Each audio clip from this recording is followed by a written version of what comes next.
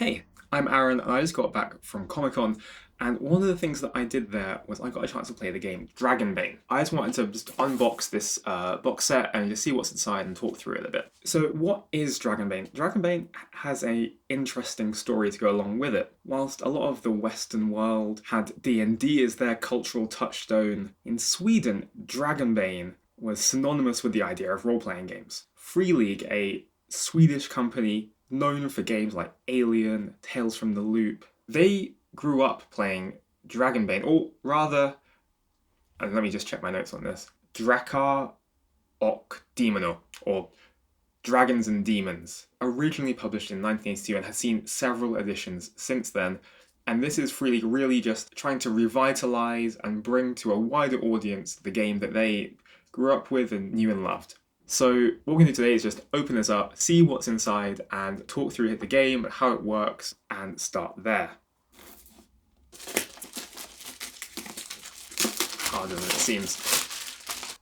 Cool. The first thing that you'll find in the box is this introduction designed for people that don't have a ton of experience playing role-playing games. It gives you a 4-step guide as to how to get started, deciding who's going to be the game master, creating characters, useful advice for if this is your first time game mastering, how to get stuck in. And I love the inclusion of this. I love the idea of expanding the hobby and providing some guidance to those people that are picking up a box set for the first time and just having some pointers to help orient them on that journey.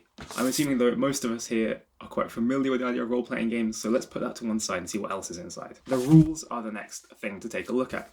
It comes with a soft cover rulebook, and it's got 112 or so pages. It's got a good index at the back and comprehensive contents page. One of the things I really like the introduction of it is this preface that describes what Drakar och Demono, or what Dragonbane is, where it comes from, why this game matters as a part of the hobby. It also references the mirth and mayhem style of play, which is something that I've never heard before getting involved into Dragonbane. The idea of pairing both comedy and the idea of not everything coming easy. You don't just simply fall forwards.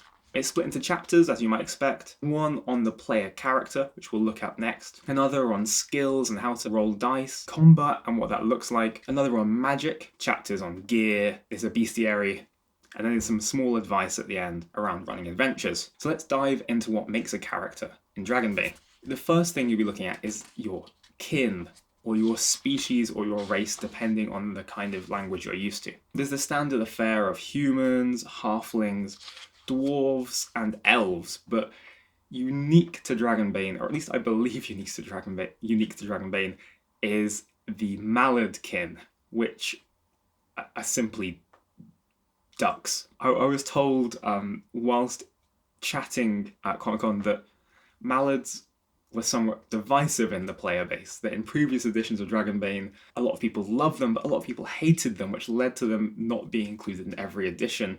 And that Free League, when they had to update this game, had to make a difficult choice whether to include mallards or not, and they ultimately decided to do so. Whilst elves and dwarves and halflings and humans are all very generic, mallards, to me, is uniquely a Dragonbane thing. It's different.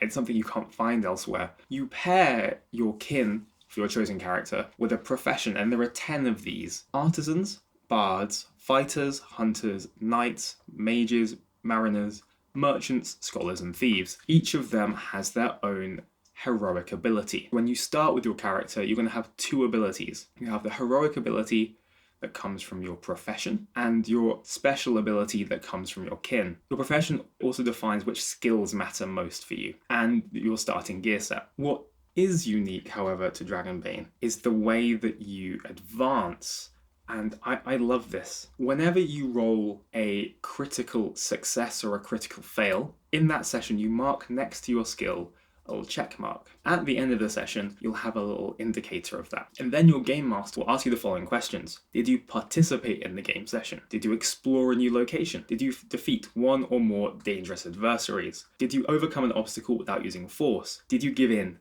to your weakness? For each of those you do answer yes to, you get to mark a skill of your choice. Of course, you have to justify that, but the game master is encouraged to be permissive in this. At the end of the session, following these questions, you'll have some skills that you've marked purely because you used them and you got a success or a fail in them, but then some that you may have chosen because for each of those questions you answered yes to, you were free to choose a skill. And then for each of the skills you have marked, you roll a d20, and if the result exceeds your current skill, it's increased by 1. So you get better by using your skills and by participating in the game. Unlike games that are more old school and use XP, there aren't those discrete levels. Advancement just comes through your skills getting better each session. Because there aren't levels, you're not unlocking abilities in quite the same way. Instead, the only way to gain a new ability is to get a skill to level 18. At that point, you can choose a heroic ability you'd like to add to your character. Alright, let's see what else is in the box. The box set comes with a set of dice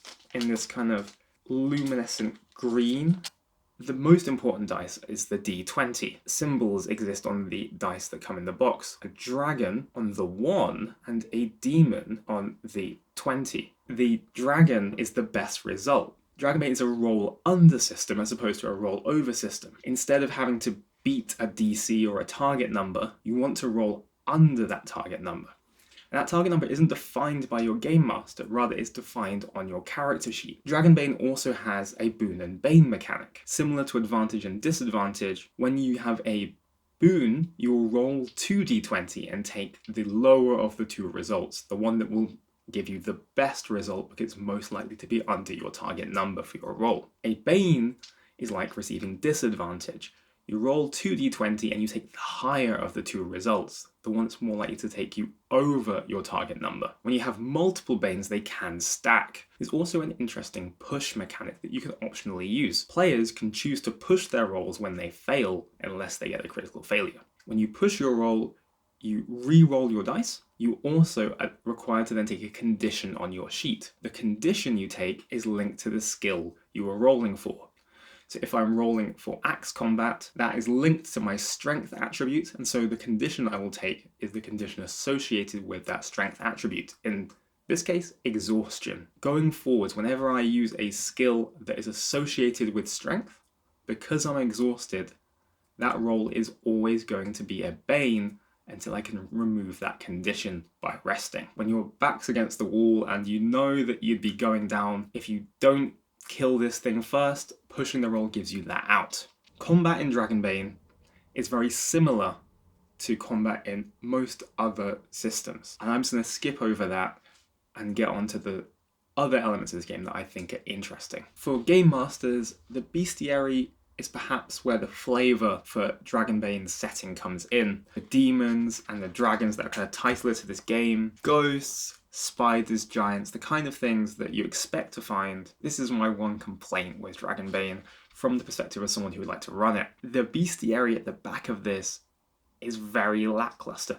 And I don't mean in terms of the art or the descriptions. The art is fantastic and the descriptions are adequate enough, but I would have liked to have seen something Mallard-like in the back of this book. Instead, the dragons and demons feel like they could have come from another game. Even more frustratingly, there's only one dragon, there's only one demon, there's one orc.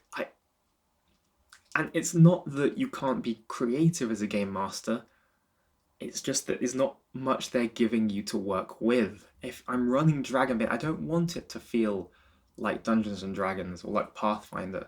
I know it's a generic type of game, but that's all the more reason to include all the good stuff, all of the things that makes Dragonbane Dragonbane. I think the things that are lacking in the rulebook are okay. Apart from perhaps the monsters where we'd like to see more, I think this book does a good job of getting you familiar with the genre of the game, how to play the game, the mechanics of the game. And ultimately, I think if you're buying this box, it's probably because you want to play the adventure in the box. So let's skip on ahead to the Dragonbane Adventures book. So the Dragonbane Adventures book contains 11 separate scenarios that you can stitch together as a part of a larger campaign, or you can run as one-shots. There are 11 adventures or scenarios in here, and they're all tied together. And apart from the last, they can be played in any order because this is a sandbox style experience. Whilst I'm making the assumption that most people watching this video will be veteran GMs interested in trying something new, I do actually think this is perhaps one of the better or more accessible campaign books I've seen, especially for this style of sandbox play. So this map, you're told you can give to the players at a certain point in the introduction, and at that point it becomes theirs. And I have to say, this map is great. It's incredibly clear. The colours are fantastic.